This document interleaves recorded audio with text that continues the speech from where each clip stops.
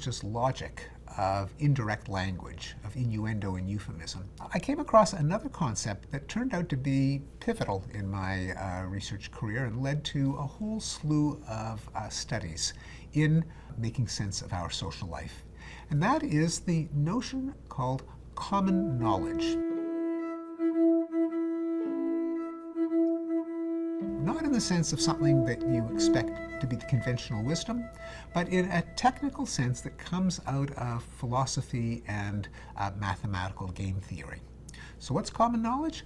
Common knowledge refers to the state in which I know something, and you know something, and I know that you know it, and you know that I know it, and I know that you know that I know that you know it, ad infinitum.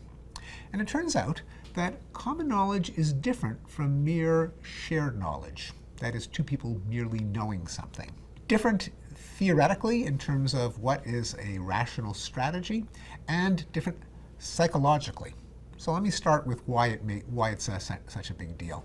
A good illustration of the concept of common knowledge is the story of the emperor's new clothes. When the little boy said the emperor was naked, he wasn't telling anyone anything that they didn't already know, anything they couldn't see with their own eyeballs. Everyone knew the emperor was naked. So why was it such a climax of the story? Well, when the little boy blurted it out, he created common knowledge. Now, no one had to wonder, gee, is it just me? Everyone knew that everyone else knew that everyone else knew that everyone else knew the emperor was naked, and that changed their relationship with the emperor. Namely, they were no longer subordinates. They were licensed to laugh at him. They challenged his authority. What that story tells us is that one of the things that common knowledge does is it can change our relationship model. Why would it matter so much? What's the difference between knowing something and knowing that the other person knows that you know that they know it? Well, mathematicians and economists and philosophers tell us that common knowledge is necessary for coordination, for two people to arrive at the same option that benefits them both. And coordination dilemmas are ubiquitous in life.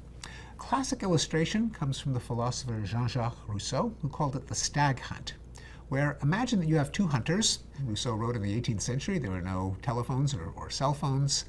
So they are separated, they cannot communicate.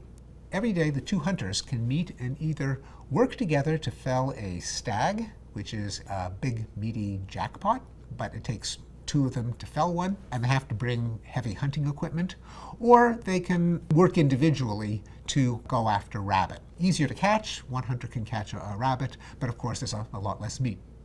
Now, how do they decide every morning whether to show up with the heavy weaponry for stag or the lighter weaponry for rabbits? Well, it's not enough for a hunter to think, I'm in the mood to hunt stag today. It's not even enough for both of them to have that thought, because even if one says, well, I want to hunt stag, and I think my pal wants to hunt stag, the question is, does he know that I want to hunt stag? If he doesn't, even though I do want to hunt stag, he might think I want to hunt rabbit. Then he'd be stuck with the wrong weapons if he showed up with that mistaken guess, and he might just do his easiest and bring the light weaponry for rabbit. Hate to interrupt. Wouldn't you prefer uninterrupted indulgence? Head to findqualia.com to access the entire series by the genius Steven Pinker, completely ad-free. It's not even enough for him to know that I think that he knows it, because unless he knows that I know that he knows that I think that he knows that I know it, it still would not make sense for me to take the chance that he will actually bring the weapons for hunting stag.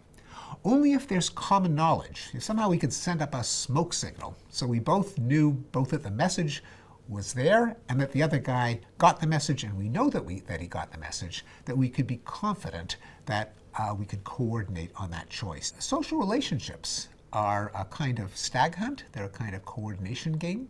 There are many examples in formal institutions. Driving on the right, there's no inherent advantage to driving on the right as opposed to driving on the left. There is an inherent advantage to everyone doing the same thing, whichever side it is, and everyone expecting that everyone else will expect that everyone else will expect that everyone will drive on the right. This takes us back to relationship types. What makes us friends, as opposed to one of us being able to boss around the other, or us being business partners? It's knowing that the other person knows that we know, that they know, that we know, that they know that we're friends. If I think you're my friend, but you don't think that I think that you're my friend, we're kind of not friends.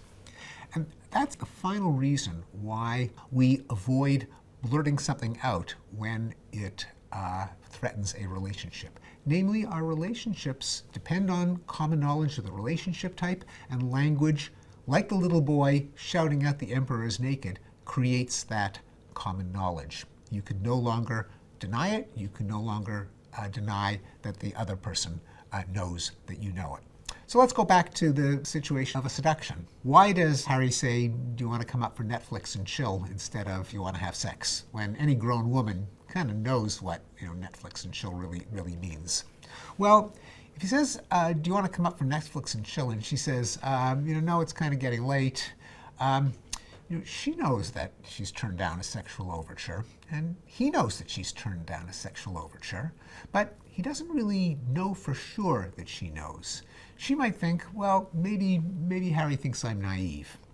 And Harry doesn't know that she knows that he knows. He might think, well, maybe she thinks I'm dense. The lack of common knowledge means they can maintain the fiction of a platonic friendship, even though the possibility of sex has been aired enough for each of them to privately know that it was a possibility. But they can continue to pretend that nothing has happened because there's no common knowledge. On the other hand, if Harry was to say, do you want to have sex? And Sally says no. Well, now Harry knows that Sally knows, and that Harry knows that Sally knows. The language generates the common knowledge. They can no longer maintain the fiction that they have nothing but a platonic friendship, and that is what can lead to that frisson, that discomfort, that embarrassment that goes with a relationship mismatch. In this case, the mismatch between a sexual relationship and a friendship.